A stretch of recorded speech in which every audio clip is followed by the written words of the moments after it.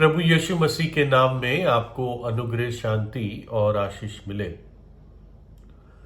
किसी एक जगह जहां पे शराब बिकती थी, तो वहां पर एक चूहा भी रहता था। उसने बिल बना रखा था अपना, और उसी बिल में रहता था, बाहर निकलता था। कुछ खाने पीने की चीजें मिल जाती थी, खाने की चीजें खाकर अपने बिल में फिर चला जाता था, जैसे चूहे होते हैं।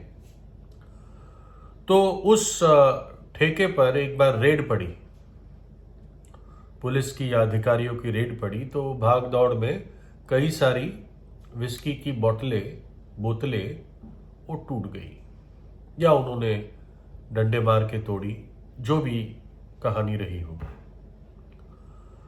तो ये चूहा अपने रोज के शिकार के लिए, खाने के शिकार के लिए बाहर निकला, और उसने देखा कि बहुत सारा जमीन पर ऐसे पानी फैला हुआ है। इसे शराब का तो कोई अनुभव था नहीं, स्वाभाविक है। तो थोड़ा सा उसको शायद जब स्मेल किया, उसको सूंघ के देखा तो अजीब लगा। फिर भी उसने थोड़ा सा उसको चखा, क्योंकि प्यासा था वो। चखा और फिर अपने बिल में फिर चला गया, सोचने के लिए, एनालाइज करने के लिए क्या चीज थी। तो थोड़ा विचार विमर्श करके वो वापस निकला, और फिर उसने एक दूसरी बार उसको चाटा, और फिर अपने बिल में चला गया और सोच विचार किया। और फिर तीसरी बार बड़े कॉन्फिडेंस के साथ, हिम्मत के साथ आया, और पेट भरकर उसने उस लिक्विड को, उस विस्की को पिया। और जब तक पेट नहीं भरा वो पीता रहा। अब वो अपने बिल में नहीं गया, लेकिन कोई ऊंची जगह थी, कुर्सी या कोई ऐसी चीज, उस पर खड़ा हो गया अपने दोनों पैरों पे, और अपनी मूंछों को उसने तेज किया और जोर से चीखा, अब आ जाए कोई भी बिल्ली मेरे सामने।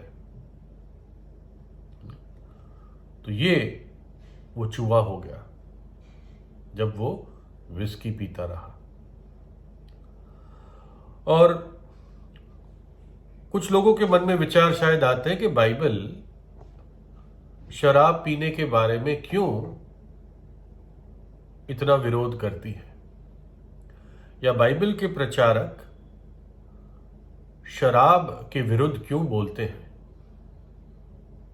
क्योंकि वही लोग जो इस बात की आलोचना करते हैं, वो कहते हैं भाई क्रिसमस में तो बहुत लोग पीते हैं, पूरी दुनिया में सबसे ज्यादा सेल शराब की क्रिसमस के टाइम होती है।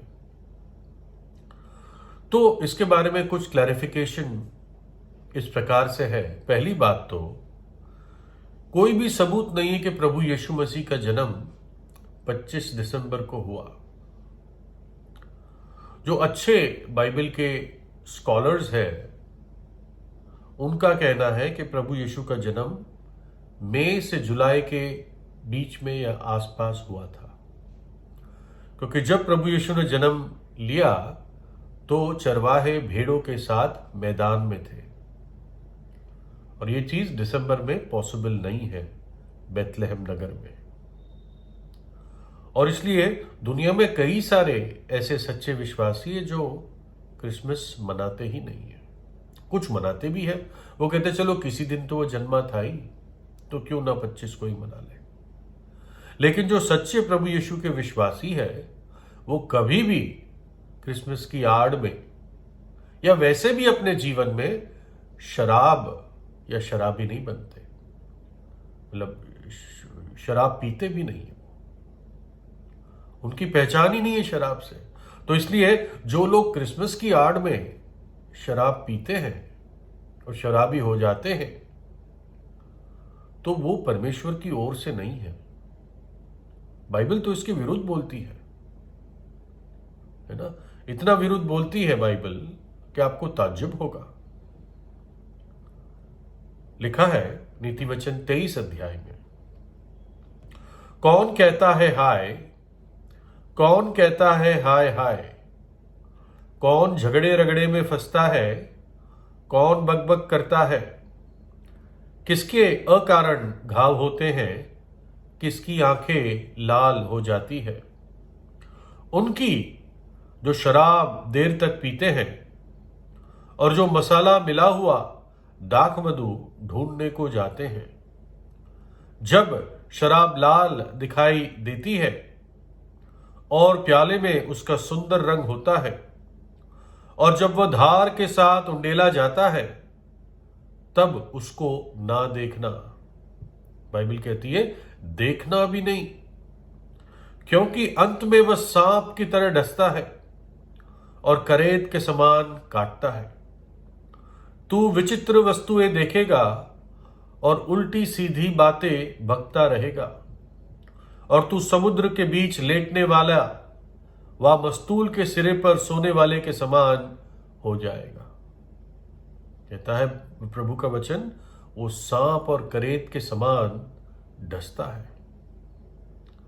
चूहे ने भी पहली और दूसरी बार चखा, तीसरी बार हिम्मत बढ़ गई, है ना। एक प्रकार से मूर्खता के क्षेत्र में प्रवेश कर गया, वो चुनौती देने लगा। खैर वो कहानी है, लेकिन कहानियों से ही हम कई बार सीखते हैं। देखो परमेश्वर का वचन और क्या कहता है शराबियों के बारे में। और इसका मतलब ये नहीं कि सिर्फ जो शराबी है वही बुरे हैं, ऐसा नहीं है। बहुत सारे ऐसे पाप हैं, बाइबल ये तक कहती है झूठे भी, झूठ को गढ़ने वाले भी नरक के भागीदारी होंगे। तो सिर्फ शराब पीना ही पाप नहीं है। शराब पीना पाप है निश्चित रूप से, और ऐसा पाप है जिसमें से निकलना काफी एक संघर्ष होता है। लिखा है पहला कुरिन्थियों 6 में, क्या तुम नहीं जानते, मैं अपने सिंपल शब्दों में बता रहा हूं, कि अन्यायी लोग या अधर्मी लोग या अधर्म करने वाले लोग परमेश्वर के राज्य के वारिस नहीं होंगे। धोखा ना खाओ, ना वैश्यगामी, ना झूठी उपासना करने वाले, व्यर्थ चीजों की उपासना करने वाले, ना पराई स्त्रीगामी, ना लुच्चे, ना पुरुषगामी, ना चोर, ना लोभी, ना पियक्कड़, ना गाली देने वाले, ना अंधेर करने वाले परमेश्वर के राज्य के वारिस होंगे। लेकिन आगे पढ़ते हैं, और तुम में से कितने ऐसे ही थे, परंतु तुम प्रभु यीशु मसीह के नाम से और हमारे परमेश्वर के आत्मा से धोए गए, पवित्र हुए और धर्मी ठहरे। तो वचन बताता है कि ना केवल एक पियक्कड़, लेकिन एक गाली देने वाला भी, एक अंधेर करने वाला भी, एक लुच्चा व्यक्ति भी, एक परस्त्रीगामी, एक पुरुषगामी, ये सब परमेश्वर के राज्य में प्रवेश नहीं करेंगे। लेकिन फिर भी इन सब के लिए आशा है ना। परमेश्वर एक व्यक्ति को दोषी ठहराकर उसको वहां छोड़ नहीं देता, लेकिन उसके लिए बचने का मार्ग तैयार करता है, तैयार करके रखा है। जब एक जज किसी गुनहगार को दोषी साबित कर देता है या जजमेंट दे देता है, उसके बाद जज का काम पूरा हो जाता है। अब उस दोषी के पास बचने का कोई रास्ता नहीं है, उसको सजा भुगतनी ही है, जो भी सजा दी गई है। लेकिन परमेश्वर क्योंकि हमसे प्रेम रखता है, उसने ऐसा नहीं किया। उसने हमें बताया, सबूत दिया कि तू दोषी तो है, लेकिन मैं नहीं चाहता हूं कि तुझे दंड मिले, मैं चाहता हूं कि तू बच जाए। तो इसलिए आशा है, और इसलिए उस वचन में लिखा है तुम धोए गए। ये उनके बारे में जिनका जीवन बदला बाद में। पहले पियक्कड़ थे, लुच्चे थे, परस्त्रीगामी थे, पुरुषगामी थे, अंधेर करने वाले थे, लेकिन उनके जीवन बदले। तो वचन बताता है, उनको याद दिलाता है कि तुम ऐसे थे लेकिन अब धोए गए, पवित्र किए गए और धर्मी ठहराए गए। ये कैसे हुआ? देखिए, जब कोई भी पापी, चाहे वो शराबी हो, कैसा भी पापी हो, अंधेर करने वाला हो, लुच्चा हो, दुष्ट हो, झूठ का गढ़ने वाला हो, जब एक पापी सच्चा पश्चाताप करता है अपने पाप के लिए और प्रभु यीशु पे विश्वास करता है, तो उसको ये अनुभव प्राप्त होता है। क्या अनुभव? देखिए, प्रभु यीशु मसीह ने क्रूस पर हमारे खातिर अपनी जान दी और अपना कीमती, पवित्र, निष्कलंक लहू हमारे पापों की क्षमा और शुद्धि के लिए उसने बहा दिया और वो मृतकों में से तीसरे दिन जी उठा।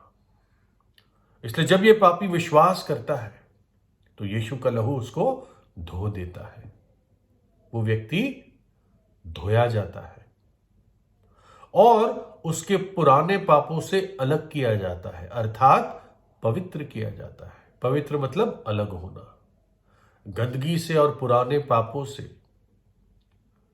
है ना, शारीरिक पापों से अलग होना, यह होता है पवित्र होना। और धर्मी ठहरना, यानी अब परमेश्वर की दृष्टि में वो व्यक्ति निर्दोष है, यह होता है धर्मी ठहरना। तो इसलिए वचन कहता है, तुम पहले ऐसे थे लेकिन अब धोए गए, पवित्र किए गए और धर्मी ठहराए गए। धोए गए यानी तुम्हारे पाप क्षमा हुए, तुम शुद्ध किए गए। फिर पवित्र किए गए यानी उन पापों से अलग किए गए, अब उन पापों में नहीं जीना। और तीसरा, परमेश्वर की दृष्टि में अब निर्दोष हो। जा बेटे, तेरे पाप क्षमा हुए। हे नारी, कुशल से चली जा, तेरे विश्वास ने तुझे बचा लिया। ये प्रभु यीशु के कुछ शब्द हैं। कुछ लोग शराब के नशे में नहीं जीते, वो अपनी ही दुनिया के, संसारिकता के नशे में जीते हैं, है ना। और जो भी भक्तिहीनता का जीवन बिताता है वो बहुत खतरे में है। उन्हें भी पश्चाताप करने की आवश्यकता है और अपने भविष्य और अनंत काल के बारे में सोचने की जरूरत है। कुछ लोग अपनी ही मनगढ़ित काल्पनिक दुनिया में और उसके नशे में जीते हैं, वो आखिर में बहुत निराश होते हैं। लेकिन वचन क्या कहता है? इस कारण वो कहता है, हे सोने वाले जाग,